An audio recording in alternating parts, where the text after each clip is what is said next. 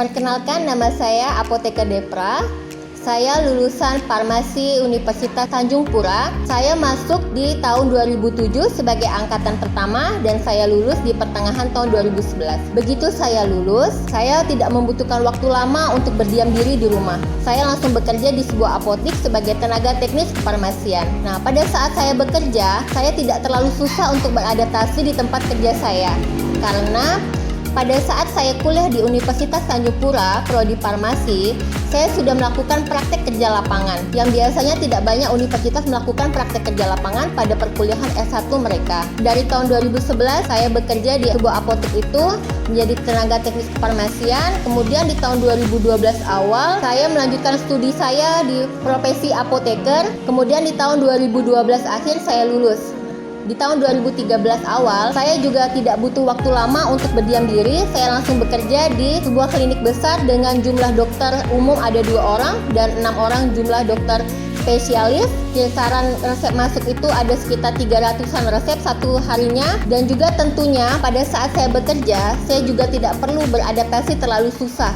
Karena yang pertama, pada saat saya berkuliah, dosen-dosen saya di Universitas Tanjung Pura telah mengajarkan banyak hal yang menunjang di tempat pekerjaan saya, mengenai teknik konseling, mengenai teknik swamedikasi, mengenai obat-obatan tentunya, dan tentunya mengenai farmakoterapi. Pada tahun 2013 itu juga saya menjadi tenaga pengajar di sebuah yayasan farmasi, D3 Farmasi, dan juga menjadi tenaga pengajar di S1 Keperawatan Muhammadiyah. Jadi pada saat itu saya langsung bekerja di 3 tempat. Nah, di tahun 2016 saya memutuskan untuk resign dari semua pekerjaan saya. Nah, saya membuka apotik sendiri.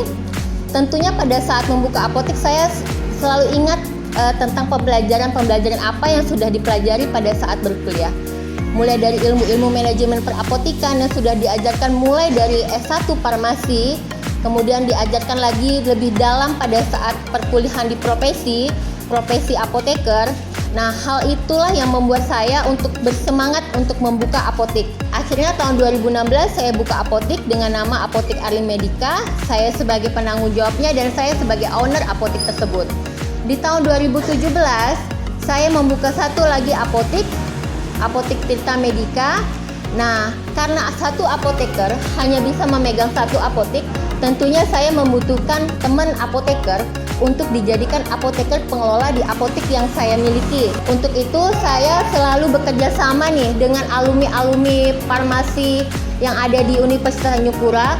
Untung saja di alumni ini kita memiliki ikatan. Nah, jadinya dari ikatan-ikatan tersebut saya bisa menyebarkan informasi, membuka lowongan pekerjaan untuk apoteker pengelola apotik, apakah apoteker pendamping, dan apakah untuk tenaga teknis kefarmasian. Nah, yang untuk tenaga teknis kefarmasian ini biasanya saya menggunakan yang lulusan S1 dari Farmasi Universitas Tanjung Pura.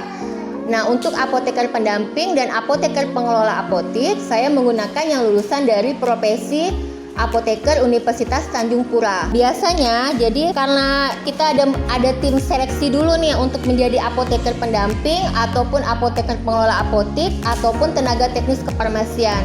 Maka saya pribadi menyebarkan informasi tersebut di Ikatan Alumni Universitas Tanjung Pura atau juga bisa di www.carecenter.id atau juga bisa di http://simalumun.untan.ic.id. Di Universitas Tanjung Pura, kita juga sebagai alumni ada wadah untuk kita share tentang pengalaman-pengalaman kita di dunia kerja. Nah, begitu banyak hal-hal yang saya dapatin pada saat saya bekerja ini, tentunya tidak lepas dari bimbingan para dosen-dosen pada saat saya berkuliah maupun di S1 maupun di profesi apoteker tersebut.